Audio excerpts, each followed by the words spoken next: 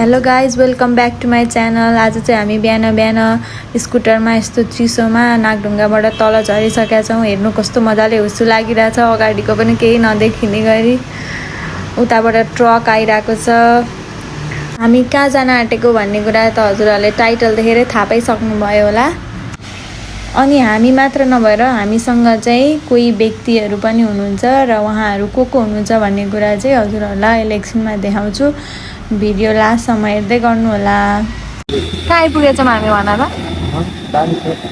बानेश्वर अरे होइन, हामी चाहिँ यहाँनिर यसो टोइलेट जानको लागि यहाँ एकछिन पज भएको छौँ गाइज होइन। अब यहाँबाट सिधै तुफान मलेखुमा भेट्ने हामी ल। हामी चाहिँ मलेखु आएर लाएको भएर यहाँ खाजा खाँदैछौँ ठ्याक्कै मलेखु बजारमा। अब यहाँबाट 40 किलोमिटर लाग्छ अरे पुग्नलाई। ल हामी चाहिँ बिस्तारै आइपुगे। बाटो हेर न, बाटो ए अब हामी कहाँ आइपुग्यौँ? यही हो हाम्रो गाडीमा जाउँछ मान्छे। यहाँ आएर बसिसकेको थियो। यो यहाँ आएर दादा भाउजू मुख लिन आएर बसिसकेर हामी यहाँ बल्ल भेट भयो।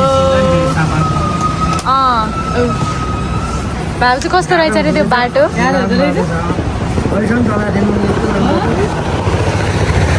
त्यही भएर हामीले अझ छोडेर आज बन्दीपुर जाने। हामी चाहिँ यहाँ मुगलिन पारी आएर खाना खाँदैछौँ है। हाम्रो आजको बिहानको खाना चाहिँ यति छ। किस्लिङ रेस्टुरेन्टमा आएर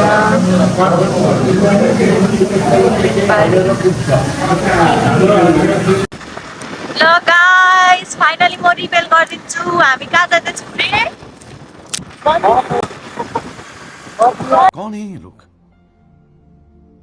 कहाँ से आते हैं?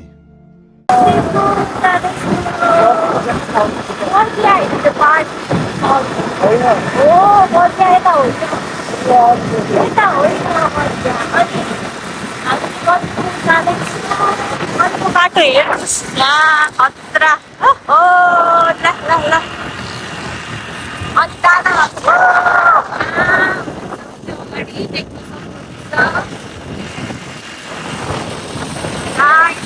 सबले धेरै साथ दिएको छ हामीलाई।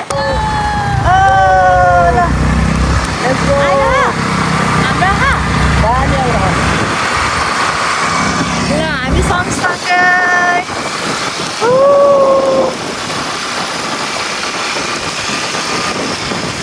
हामी कहाँ जाने रे? झोला बढिदिया रे बढिदिया।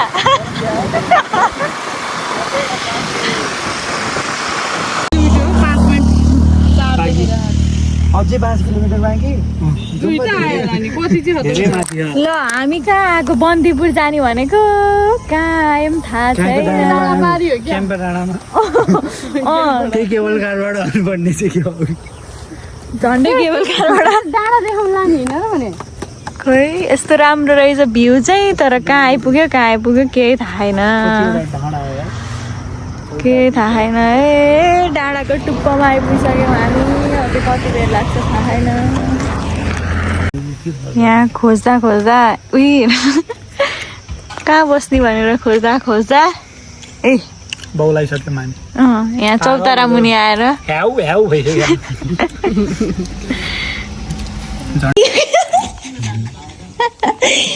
हेलो गाइस, हामी चाहिँ रुममा आएर नुहाई धुवाई गरेर लुगा सुगा धोएर फ्रेस भएर बसिरहेछौँ। अनि यहाँ बुढाबुढी यता छ। के गर्दैछौ तिमी? बुढी चाहिँ 17 प्रो म्याक्स फ्लेक्स गर्दैछिन्। अनि यता चाहिँ उनी उहाँ फेरि छुट्टै पारामा एक्लै के हेर्दैछन् थाहा छैन। ओके अनि अब हामी चाहिँ रेडी भएर हामी जान्छौँ बन्दीपुर स्ट्रिट घुम्नलाई।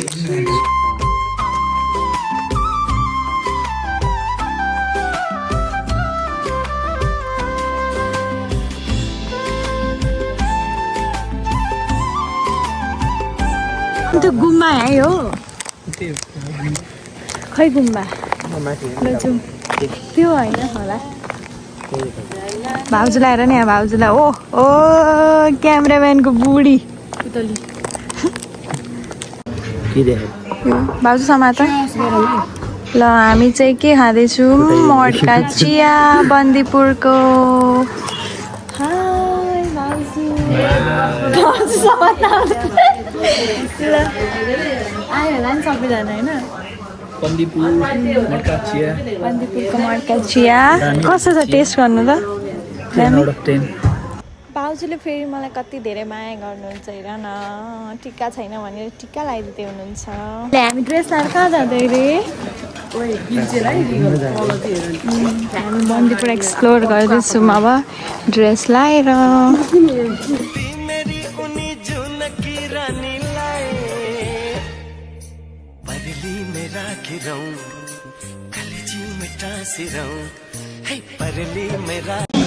गाइस हामी चाहिँ ड्रेस लगाएर भिडियो बनाएर फोटो खिचेर अनि त्यही खानालाई आइरहेको छौँ यो ट्याक्सल भन्ने क्याफेमा अब थाहा छैन कस्तो हुन्छ एउटा भाउजू चाहिँ त्यहाँ बसेर रेडी गर्दै हुनुहुन्छ यहाँबाट भ्यू हेर्नुहोस् पानी परिरहेको छ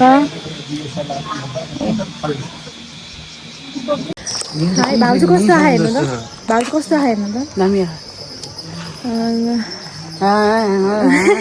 हेलो गाइज चाहिँ हामीले भ्लग इन्ड गर्नै बिर्सेछौँ होइन बेलुका खाना खाएपछि एकदम ठुलो पानी पऱ्यो अनि हामी जाँदा ओर्दा लाइन पनि थिएन फोनमा चार्ज पनि थिएन अनि इन्ड गर्नै पाएन अहिले चाहिँ हामी बिहान उठेर खाजा खाना निस्केको छौँ खाजा खाएर यहाँ भाउजू कस्तो लाग्यो बन्दीपुर रमाइलो है यार हो अरू केही 2-4 शब्द एकदम रमाइलो छ के अरे घुम्न आउनै पर्ने ठाउँ एकचोटि अनि दादा म त यो एकदम दामी बन्दीपुर आउनै पर्छ आउनुहोस् आउनु भएन भने तपाईँको जिन्दगी अपुरो हुनेछ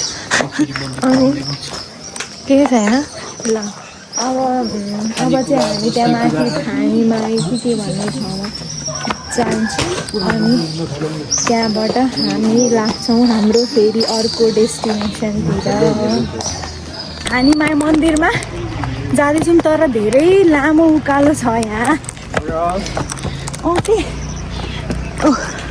आउने बेला चाहिँ गोल्टिन्छ कि क्या मान्छे दादाहरू चाहिँ त्यहाँ बस्दै हुनुहुन्छ आउन नसकेर यहाँको भ्यू हेर गाइस ओ गड भ्यू त केही देखाएको छैन पानी परेर हुसुलाएछ तर राम्रो छ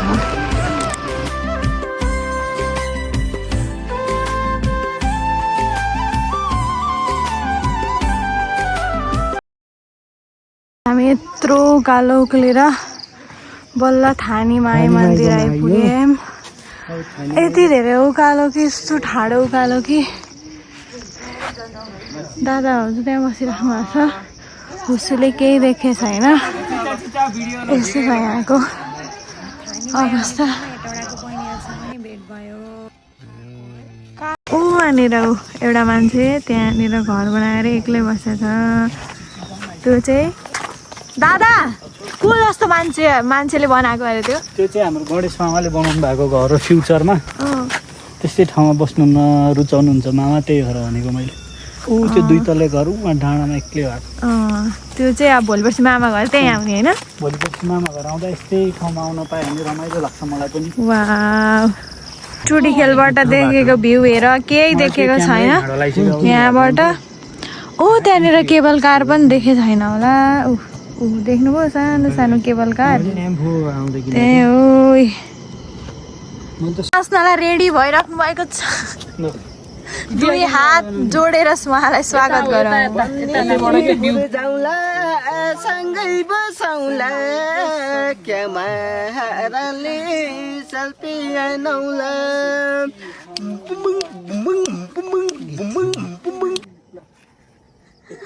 जस्तो आयो त्यस्तै हजुरहरूलाई प्रस्तुत गरिहाले अब केटाकेटीहरूले आफ्नो रहर पुरा गर्नको लागि खोलेको च्यानल हो सब्स्क्राइब चाहिँ गरिदिनु होला धर्म हुन्छ वाउ वाउ मेरो नाम बोलाउ त ल मेरो नाम लियो त ल प है प ल ल के मोटी भने गाइज हेर्नु यहाँनिर मोटी जाँदैन रहेछ इको हुँदैन रहेछ अब के हुनु है जा सब देखेको छ यहाँ हेर्नुहोस् पोखरा जाने हाइवे सब क्लियर चाहिँ छैन बादल लागेर होइन गाइज हामी चाहिँ पोखरा जाने भनेर आएको थियौँ तर हामीलाई बिचमा बन्दीपुर नगइकन नहुने भयो राम्रो छ फोटो भिडियो धेरै देख्दाखेरि चाहिँ बन्दीपुर जाने भनेर छिरियो तर बन्दीपुरबाट अब निस्किन मन छैन यहाँनिर चाहिँ धेरै ठाउँहरू रहेछ